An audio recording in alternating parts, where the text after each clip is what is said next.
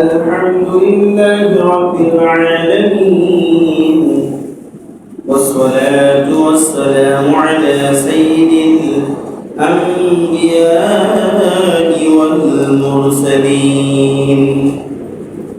أما بعد، فأعوذ بالله من الشيطان الرجيم. بسم الله الرحمن الرحيم.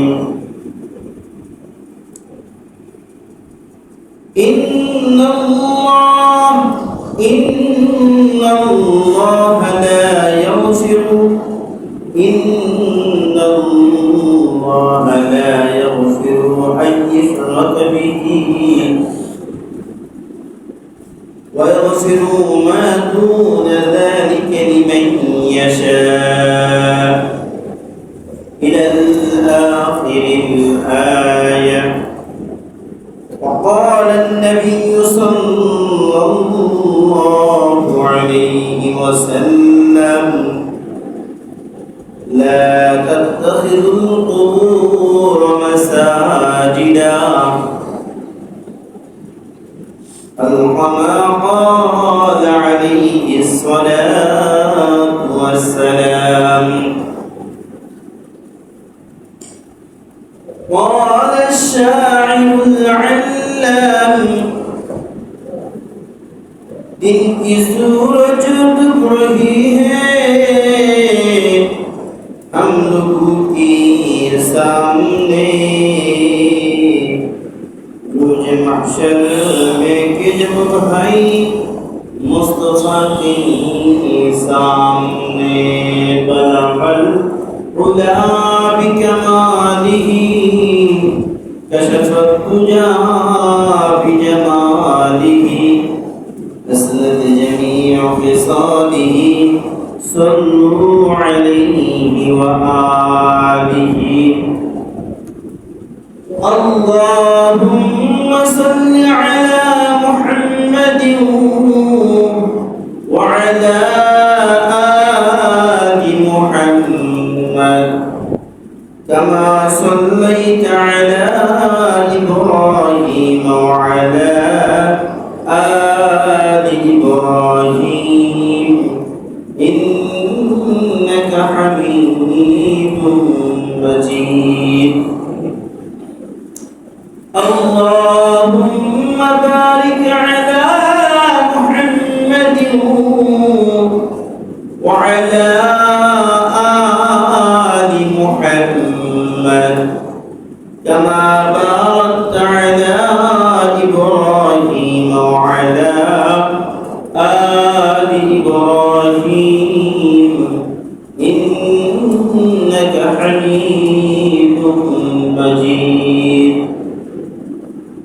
আলহামদুলিল্লাহ, লাখো কোটি কালিমাতুশ শুকর মহান আল্লাহ জাল্লা শানুহু আযজা ওয়া জাল্লা আম্মা নাওয়ালুহু তিনার শাহী দরবারে, যিনি মহিয়ান বলিয়ান রব্বে কারীম দয়াল সাগর রহমান রহিম, অত্যন্ত মহব্বত করে ভালোবেসে মায়া করে কুদরতি চাদর দিয়ে জড়িয়া তিনার পবিত্র ঘর শাহী জামে মসজিদে সে জুমার নামাজ আদায় করার লক্ষ্যে উপস্থিত হওয়ার মতো তৌফিক এনে ফরমায়েছেন। এই জন্য হৃদয়ের গভীর থেকে সেই মালিকের দরবারে কালিমাতুশ শুকর আদায় করি আলহামদুলিল্লাহ। নবীকুলের শিরোমণি সাইয়্যিদুল আম্বিয়া আহমদ মুহাম্মদ মুস্তাফা কিয়ামত দিবসের চিফ অ্যাডভোকেট উৎকৃষ্ট সুপারিশগার আজিমুশ শান পয়গম্বর নবী মুহাম্মদুর রাসূলুল্লাহ সাল্লাল্লাহু আলাইহি ওয়াসাল্লাম তিনার প্রতি হৃদয়ের গভীর থেকে ভালোবাসা নিশ্চিত কণ্ঠে আমরা সকলেই একবার দরুদ পড়ি সাল্লাল্লাহু আলাইহি ওয়াসাল্লাম। মুআজ্জাজ মুকাররম, আজকের আলোচনার বিষয় হলো মাজার ও শিরক। মাজার ও শিরক, এই ব্যাপারে কুরআনুল হাকিম এবং আল্লাহর রাসূল সাল্লাল্লাহু আলাইহি ওয়াসাল্লামের জবান নিশ্চিত বাণী হাদিস বিশুদ্ধ হাদিসগুলো কি বলে, এ ব্যাপারে কি বলে? মাজার কি এটা শরীয়তে বৈধ কি বৈধ না, আর মাজারটা কি শিরকের ভিতরে পড়ে কিনা, এই বিষয়গুলো নিয়ে কোরআন এবং হাদিসের আলোকে আলোচনা। এই আলাপ চাইতে হবে ইনশাআল্লাহ। শুরুতেই আল্লাহ তাআলা বলতেছেন, ইন্নাল্লাহা লা ইয়াগফিরু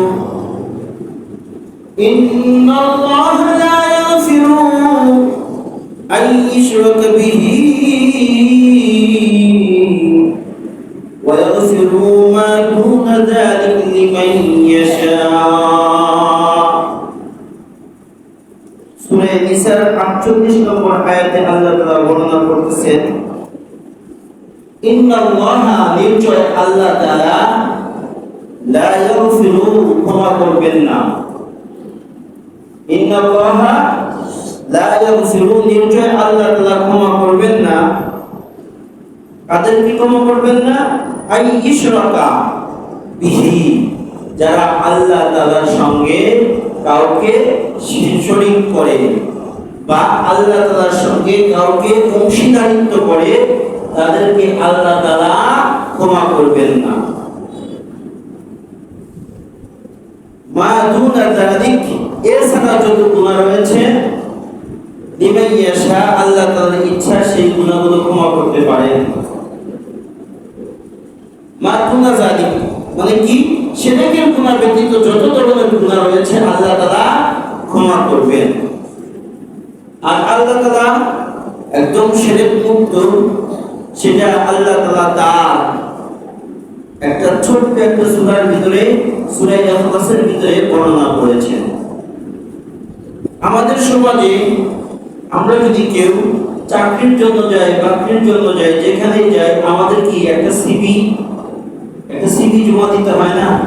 বায়োডাটা, যেটাকে বলা হয় বায়োডাটা বা কারিকুলাম ভিটা বা সিভি, বাংলাতে বলা হয় জীবন বৃত্তান্ত। সেই জীবন বৃত্তান্ত ফর্মে লেখা থাকে যে নাম, পিতার নাম, ঠিকানা, বয়স, বৈবাহিক অবস্থা, এডুকেশন, কোয়ালিফিকেশন, বিভিন্ন ধরনের এইগুলো লেখা থাকে। জাতীয়তা বাংলাদেশি, ধর্ম ইসলাম, এরকম একটা পেপারের মতো লেখা থাকে A4 সাইজের কাগজ। কারণ ওরকম সিভিটা কয়েক পৃষ্ঠা হয়, কারো 1 পৃষ্ঠা, কারো 2 পৃষ্ঠা, কারো 3 পৃষ্ঠা, কারো 10 পৃষ্ঠা পর্যন্ত সিভি হয়।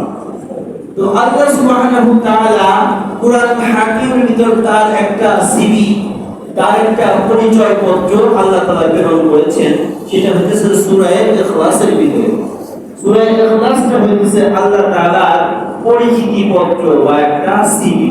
সেই সূরা ইখলাসের ভিতর আল্লাহ তাআলা বলতেছেন, কুল হুয়াল্লাহু আহাদ, ও আমার পয়গম্বর আপনি বলিয়ে দিন, কুল হুয়াল্লাহু আহাদ, আল্লাহ তাআলা এক এবং অদ্বিতীয়, তার কোনো শরীক নাই। তার কোনো কি নাই? শরীক নাই। কুল হুয়াল্লাহু আহাদ, আল্লাহ তাআলা এক এবং অদ্বিতীয়। আল্লাহুস সামাদ, তার কোনো শরীক নাই। আল্লাহুস সামাদ, তার কোনো অংশীদারিত্ব নাই। আসমান, জমিন, চন্দ্র, সূর্য, গ্রহ, নক্ষত্র, বৃক্ষরাজি, ভূমি, এই সমস্ত কিছু আল্লাহ তাআলার। এই সম্পত্তির ভিতর কারো অংশীদারিত্ব নাই, এই সম্পত্তির ভিতর কারো মালিকানা নাই, একমাত্র মালিক হলেন আল্লাহ। লাম ইয়ালিদ ওয়া লাম ইউলাদ, তিনি সন্তান জন্ম দেন না, তিনি কারো থেকে জন্ম নেন না। ওয়া লাম ইয়াকুল লাহু কুফুয়ান আহাদ, তিনি এক এবং অদ্বিতীয়, তার কোনো শরীক নাই, তিনি এক আল্লাহ। আর এই আল্লাহ তাআলার ব্যাপারে যারা শরীক করবে, সেটাকে বলা হয় শিরকি গুনাহ।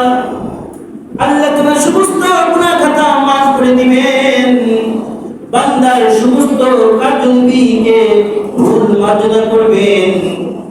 কিন্তু আল্লাহ তাআলা সূরা নিসার 48 নম্বর আয়াতে বর্ণনা করেন, ইন্নাল্লাহা লা ইয়াগফিরু আন ইউশরাকা বিহি,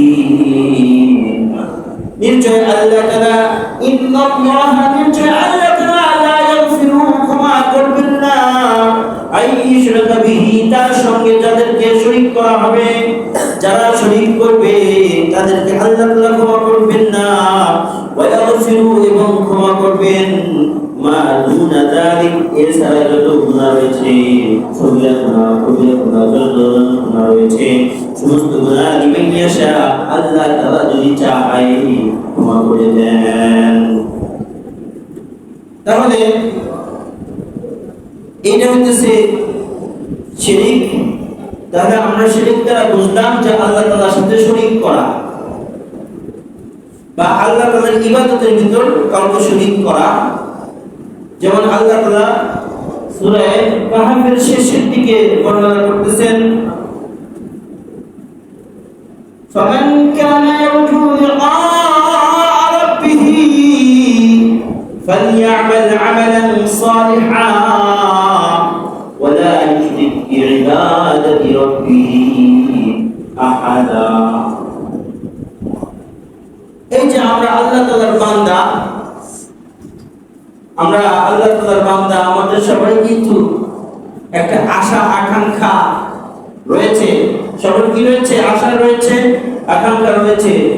আমার আপনার সকলের দিনের একটা তামান্না যে মৃত্যুর পরে যেন আদালতে কিবরিয়াতে, মৃত্যুর পরে যেন জান্নাতের ভিতরে আমার আপনার প্রভু, আমার আপনার মালিক আল্লাহ তাআলার সঙ্গে জানিয়ে দেখা হয়, আল্লাহ তাআলার সাথে যেন সাক্ষাৎ হয়। সবার আশা আছে না? এই যে তামান্না, এই যে দিনের আশা আকাঙ্ক্ষা, দিন ভরা আশা, বুক ভরা ভালোবাসা সেই আল্লাহ তাআলার জন্য। আর এই আল্লাহ তাআলা বলতেছেন যে যদি কেউ এরকম আশা করে, ফামান কানা ইয়ারজু লিকা রাব্বিহি, যে আমি আল্লাহ তাআলার সঙ্গে তার সাক্ষাৎ হবে, তার রবের সঙ্গে তার সাক্ষাৎ হবে, ফামান কানা ইয়ারজু লিকা রাব্বিহি ফালইআমাল আমালা, সে যেন আমল সালেহ করে। কেমন আমল সালেহ? লা ইশরিক বিহি আবাদা, যে আমলের ভিতরে কোনো শিরক থাকবে না, যে আমল একদম মুখলিসিন লাহুদ্দিন, একনিষ্ঠ আল্লাহ তাআলার জন্য থাকবে। তাহলে আসুন আমরা যদি এই আমলগুলো ভেজাল মুক্ত করি। আল্লাহ তাআলা বলতেছেন যে আমি আল্লাহ তাআলাকে মানতে হবে, আমি আল্লাহ তাআলা ছাড়া অন্য কাউকে মানা যাবে না। যেমন আল্লাহ তাআলা বলতেছেন, কুল আতিউল্লাহ ওয়া আতিউর রাসূল, যে হেনরি আপনি বলিয়া দিন তারা যেন আল্লাহ এবং তার রাসূলকে অনুসরণ অনুকরণ করে, তথা আল্লাহ এবং আল্লাহর রাসূলকে অনুসরণ অনুকরণ করতে হবে। যেভাবে কোরআনের ভিতর একটা আয়াত রয়েছে, আল্লাহ তাআলার পয়গম্বরকে ইঙ্গিত করে আল্লাহ তাআলা বলতেছেন, কুল ইন কুনতুম তুহিব্বুনাল্লাহ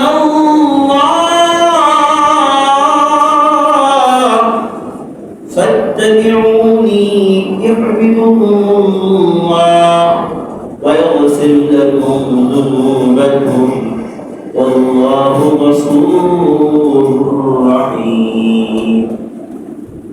যে তোমরা যদি আমি আল্লাহ তাআলাকে ভালোবাসতে চাও, তাহলে আমার হাবিব, আমার পয়গম্বর নবী মুহাম্মদ রাসূলুল্লাহ সাল্লাল্লাহু আলাইহি ওয়াসাল্লামকে ভালোবাসো, তাহলে আমি আল্লাহ তাআলাকে ভালোবাসা হবে।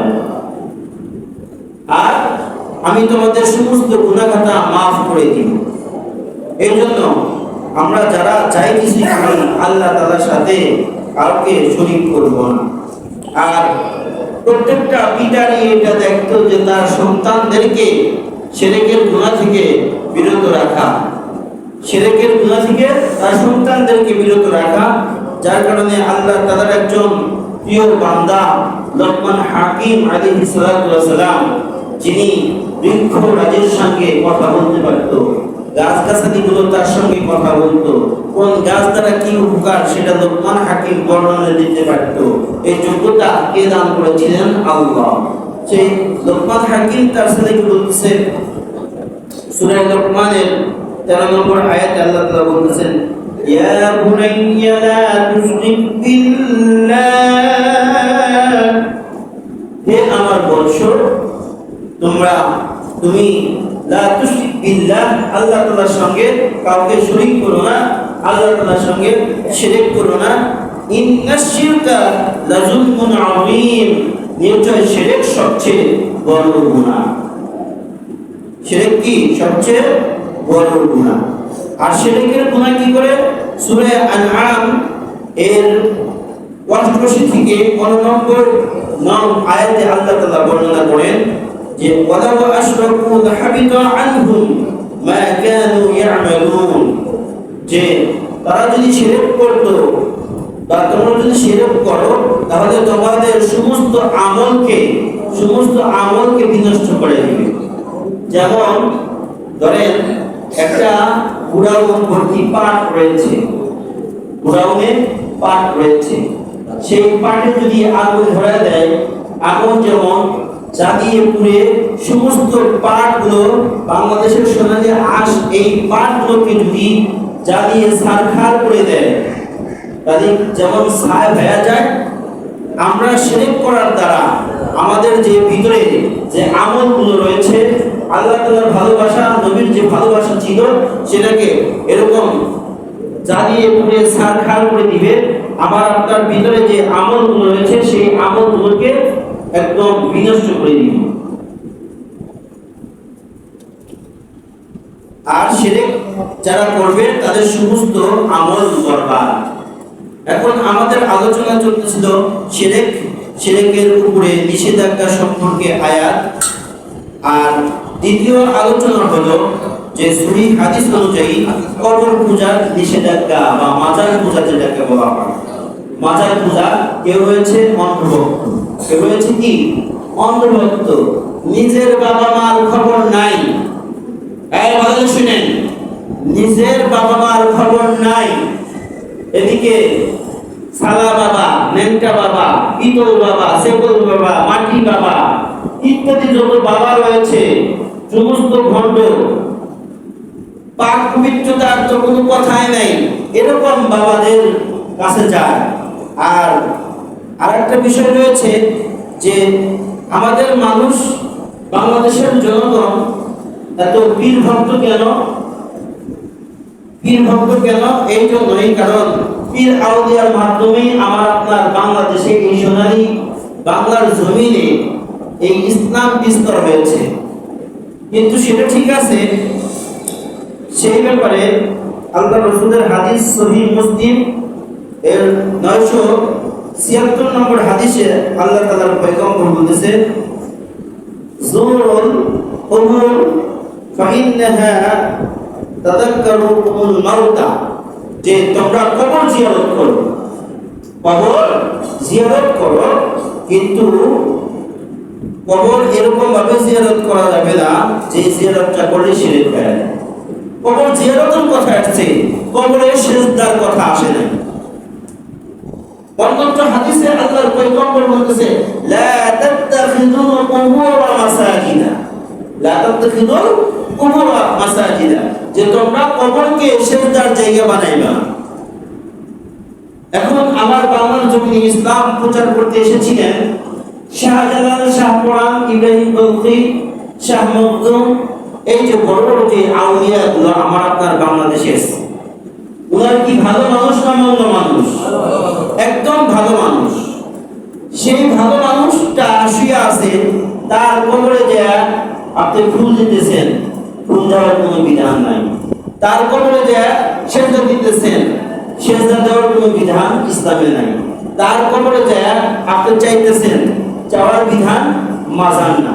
কারণ আল্লাহ তাআলা বলছেন, ইয়া আইয়ুহাল্লাযীনা আমানু ওয়াসতাঈনু বিস-সাবরি ওয়াস-সালাহ, হে ঈমানদার বান্দা বান্দীগণ, তোমরা যদি কিছু চাও আমার কাছে চাও, আমি আল্লাহ তাআলার কাছে চাও।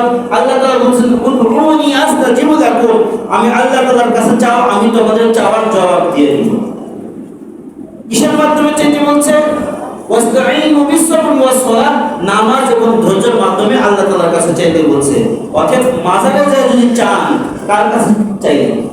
বাবার কাছে চাইতেছেন, বাবা দিতে পারবে? তো বাবার ক্ষমতা নাই। যারা মাজারে মানত করেন, এটাও শিরকের ভিতর পড়ে যায়।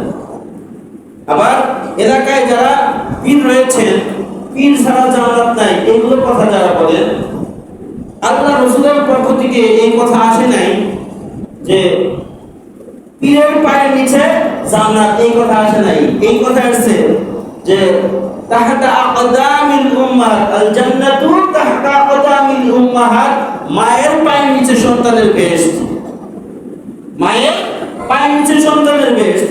এইখানে এই কথা বলতে পড়ে নাই যে কোন পীরের পায়ের নিচে উম্মতের বেহেশত বা কোন পীরের পায়ের নিচে এই ব্রজবাসীর জান্নাত, তা হয় নাই। তা আপনারা পীরের পায়ে কেন সেজদা করেন? পীরকে কেন মানেন? পীর শব্দের অর্থ হচ্ছে, পীর এটা ফার্সি শব্দ, তথা পীর শব্দের অর্থ হচ্ছে মুরব্বি বা নেতা।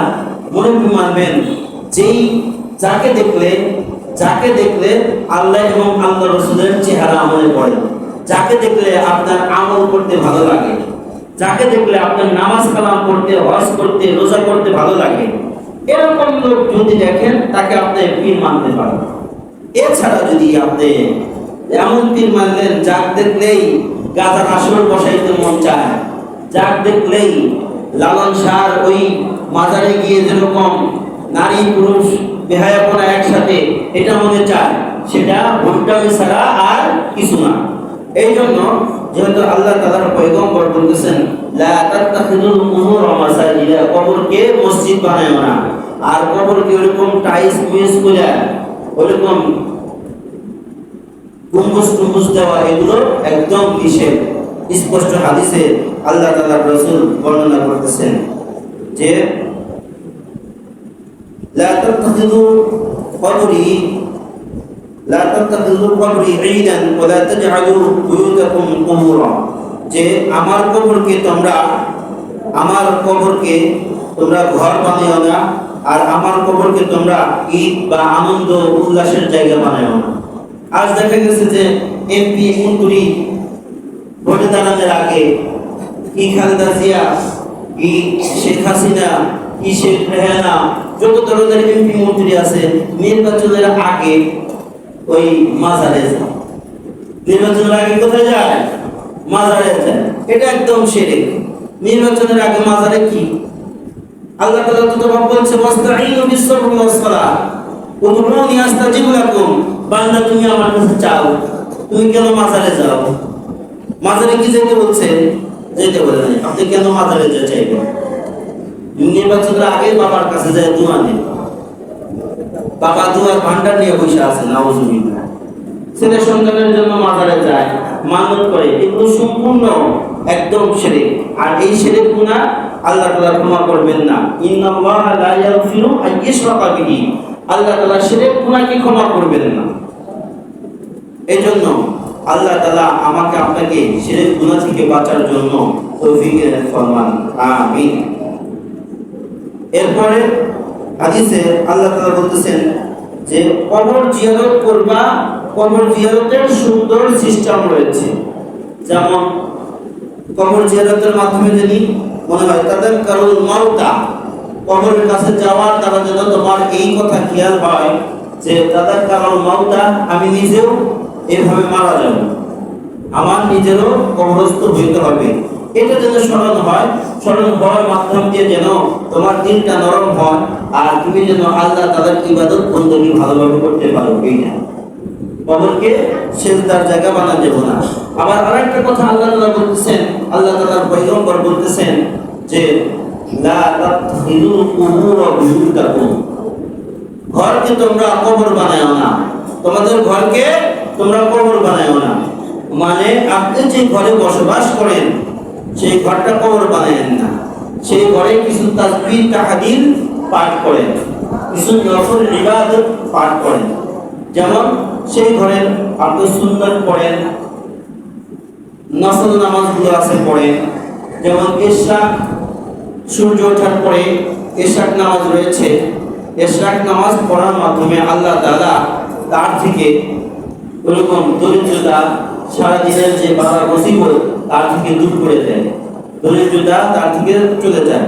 এবং 10টার দিকে চাষতের নামাজ রয়েছে।